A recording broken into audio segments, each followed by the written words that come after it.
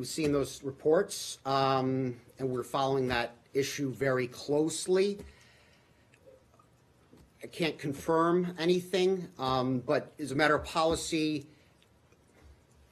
we don't publicly comment on the contents of bilateral agreements that we have in this regard involving U.S. defense technologies, nor the communications that we have with other countries about that. So we're taking a look, and we're going to continue to take a look. And I'm going to leave it at that. Our position, the position of the United States, is we continue to urge both sides to continue to take steps to de-escalate the situation, and that includes through direct communication. And we believe strongly that further military activity will exacerbate the situation. So we reiterate our call for Pakistan to abide by its United Nations Security Council commitments, to deny terrorist sanctuary, and to block their access to funds. On 27th February 2019, at around 1000 hours, Indian Air Force radars detected a large package of Pakistan Air Force aircraft heading towards the Indian territory, towards general area Jangar. They breached the Indian airspace west of Rajouri in the Sundarbani area. The ingressing aircraft were observed to be at various levels. IAF fighters, including MiG-21 Bison, Sukhoi 30 MKI, and Mirage 2000, were tasked to intercept the intruding Pakistan Air Force aircraft. The Pakistan Air Force aircraft attempting to target our military installations were intercepted by the IAF fighter aircraft, which foiled their attack. Although PAF bombs have fallen in the Indian Army formation compounds, however, they were unable to cause any damage to our military installations. In the aerial combat that ensued, one F-16 of Pakistan Air Force was shot down by an IAF MiG-21 Bison aircraft. The F-16 crashed and fell across the line of control in Pakistan-occupied Jammu and Kashmir. The IAF lost one MiG-21 in the aerial engagement, and though the pilot ejected safely, his parachute drifted into the Pakistan-occupied J&K, where he was taken into custody by the Pakistan Army. There have been many factually incorrect statements that have been made by Pakistan. The first blatant disinformation was that 2 IAF aircraft were shot down by Pakistan and 3 pilots of Indian Air Force were down. This figure was later revised downwards to 2 IAF aircraft and 2 pilots. The fact, however, is that Indian Army units had reported sighting 2 parachutes falling in POJ&K, which were of 2 F-16 pilots, the aircraft which was shot down by the MiG-21. Pakistan later in the evening changed its statement to say that 1 Indian pilot was in their custody. Therefore, it was only by late evening that Pakistan accepted the fact. Secondly, Pakistan claimed that they intentionally dropped weapons in open space where there was no human presence or military posts. The fact is that Pakistan Air Force aircraft targeted military installations. However, they were intercepted by IAF fighter aircraft, which thwarted their plans. Although PAF bombs have fallen in Indian Army formation compounds, however, they were unable to cause any significant damage to our military installations due to a swift IAF response. Pakistan also stated that no F-16s were used in the operation and no Pakistani plane was downed by Indian Air Force. There is enough evidence to show that F-16s were used in this mission through the electronic signatures, and thereafter Pakistan is trying to hide this fact. Also, parts of AMRAAM air-to-air missile, which is carried only on the Pakistan F-16s, was recovered east of Rajouri within the Indian territory. Therefore, the fact remains that one F-16 of PAF was shot down by IAF MiG-21 Bison.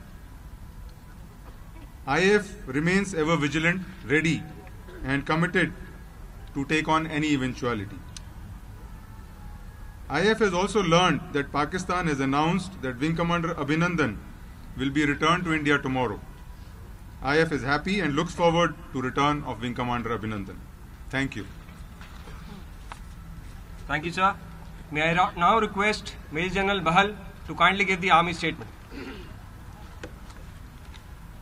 Jai Hind and good evening to everyone. In response to the counter-terrorist strike by the Indian Air Force, Pakistan Army first resorted to unprovoked ceasefire violations, as you are aware, in Sundarbani, Bhimber Gali, Naushera and Krishna Ghati sectors on 26th February, with effect from 5 o'clock in the evening and again during the night. This was responded to by the Indian Army in a befitting and appropriate manner. As my Air Force counterpart has elaborated, on 27th February 19, the Pakistan Air Force attempted to target our military establishments in J&K. Specifically, they targeted a brigade headquarter, a battalion headquarter, our defenses, and a logistic installation. However, given the high level of preparedness along the line of control and the immediate and punitive response given by our own forces, the Pakistan Air Force's designs were foiled. We continue to maintain strict vigil along both the line of control and the IB sector. Our ground-based air defense weapon systems have been put on high alert all along the line of control and also in some parts of the IB. Our mechanized forces have also been placed on standby. I wish to assure the nation that we are fully prepared and in a heightened state of readiness to respond to any provocation by Pakistan. Despite the turn of events, as you all are aware, the Indian Army is committed to maintaining peace and stability in the region and will continue to act against agencies who harbor inimical designs against India and the citizens of our country. Jai Hind. Thank you, sir. Admiral Gujral, please.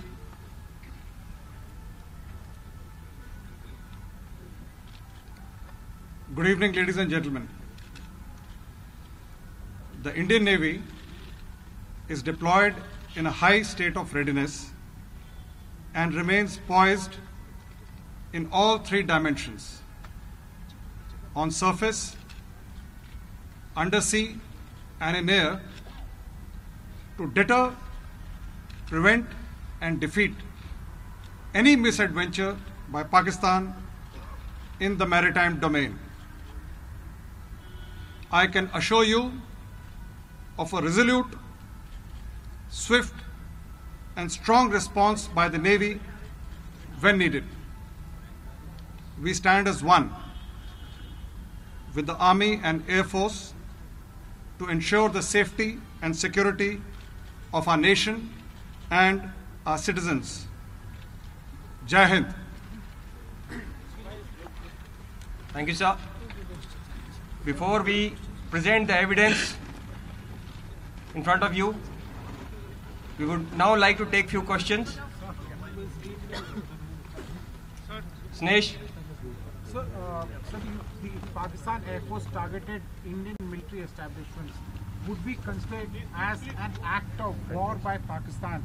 Because when we carried out these strikes, we targeted non-military installations. They specifically targeted our military installations.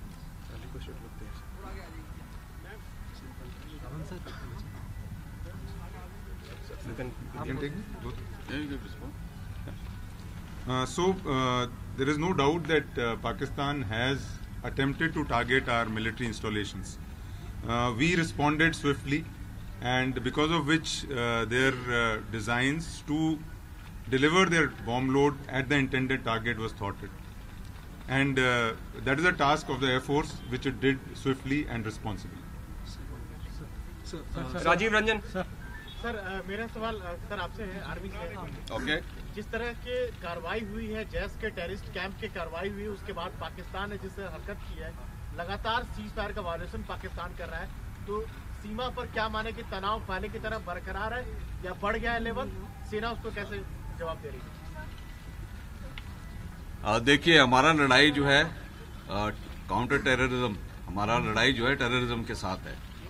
तो जब तक पाकिस्तान जो है इसको इस तरह से support करता रहेगा, हम उनके जितने भी टेररिस्ट कैंप और जितने भी उसके ट्रेनिंग एरियाज हैं उनको हम टारगेट करने के लिए तैयार हैं। तो हालांकि 14 फरवरी के बाद सीज फायर वायलेशंस काफ़ी बढ़ गई है और पिछले 2 दिनों में कम से कम 35 सीज फायर वायलेशंस हुए हैं, लेकिन हम जो है उसका उसी हूबहू उसी प्रकार से उसका जवाब दे रहे हैं। Manesh. Sir, this is Manas from PTI. Sir, Pakistan has been pressing for de-escalation. What is the assessment from the Indian military brass? I mean, what is the real situation actually? What is your assessment? Is it going to escalate? Is the situation going to escalate, or you expect that in fact the situation is going to normalize? As we said that your question, as we said that he has targeted our military installations. As I mentioned, he's targeted military targets, and therefore the escalation has actually been done by him. So we are prepared, as I told you, we are ready. If he provokes us any further, we are prepared for any contingency that is given to us. Sir